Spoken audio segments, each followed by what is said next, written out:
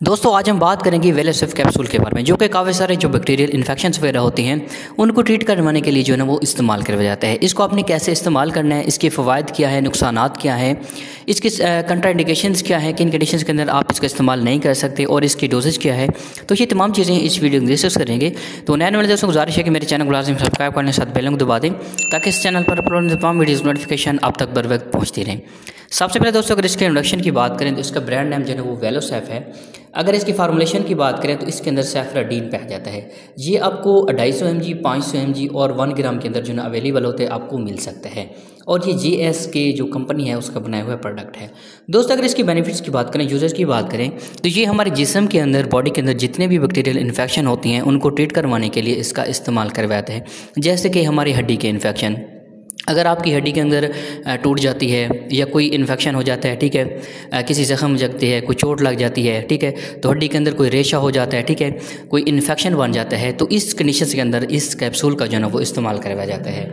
इसके अलावा अगर आपकी स्किन के ऊपर कोई इन्फेक्शन है, मतलब कि कोई रगड़, कोई कट लगती है, ठीक है, कोई ज़ख़म होता है, कोई सर्जरी होती है, इस कंडीशंस के अंदर भी स्किन के मतलब कि जितने भी बैक्टीरियल इन्फेक्शंस होती हैं उनको ट्रीट करवाने के लिए भी इस कैप्सूल का इस्तेमाल करवाया जाता है। इसके अलावा अगर आपके कान के अंदर कोई दर्द है, कोई इन्फेक्शंस वगैरह है, अगर आपकी दाढ़ों के अंदर मतलब कि अक्सर दांतों में जो है ना वो रेशा बन जाता है, ठीक है, दर्द होता है, स्वेलिंग हो जाती है, ठीक है, तो इस कंडीशन के अंदर भी आप इस कैप्सूल का इस्तेमाल कर सकती हैं। इसके अलावा जो हमारे चेस्ट के इन्फेक्शन होते हैं, जैसे चेस्ट के अंदर कोई इन्फेक्शन बन जाना,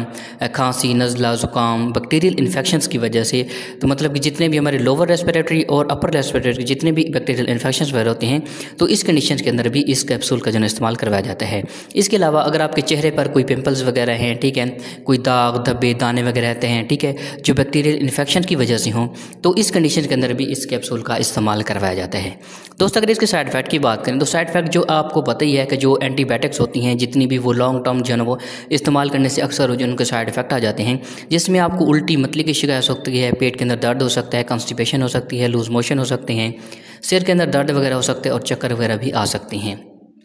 दोस्तों अगर इसके डोजेज की बात करें तो डोजेज बेहतर ही अपने डॉक्टर के मशवरे के मुताबिक इस्तेमाल करें। अगर एक अमूमी डोज की बात करें, जो 250 mg वाला कैप्सूल होता है वो आप एक सुबह और एक शाम इस्तेमाल कर सकते हैं। अगर 500 वाले की बात करें तो वो आप दिन में एक इस्तेमाल कर सकते हैं, लेकिन बेहतर यही है कि अपने डॉक्टर के मशवरे के मुताबिक ही इसको इस्तेमाल करें। दोस्तों अगर इसके कंट्राइंडिकेशंस की बात करें कि किन कंडीशन के अंदर आप इस कैप्सूल का बिल्कुल इस्तेमाल नहीं कर सकते, सबसे पहले मैदे के मरीज़, जिगर के मरीज़, गुर्दों के मरीज़, दिल के मरीज़, ठीक है, तो ये जो है ना इस कैप्सूल को लेने से पहले अपने डॉक्टर से लाजमी मशवरा करें। दोस्तों हमारी वीडियोस बनाने का मकसद आपको जस्ट मेडिसिन की इन्फॉर्मेशन फराहम करना होता है। आप कोई भी मेडिसिन डॉक्टर के मशवरे के बिल्कुल इस्तेमाल ना करें।